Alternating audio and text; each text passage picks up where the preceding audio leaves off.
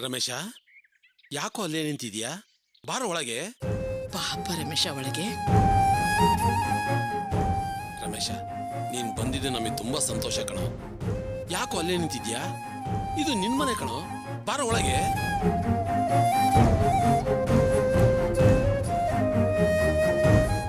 ರಮೇಶ, ನೀನ್ ಯಾಕಿಲ್ಲೇ ನಿಂತಿದ್ಯಾ ಅಂತ ನನಗೆ ಗೊತ್ತು ಕಣು.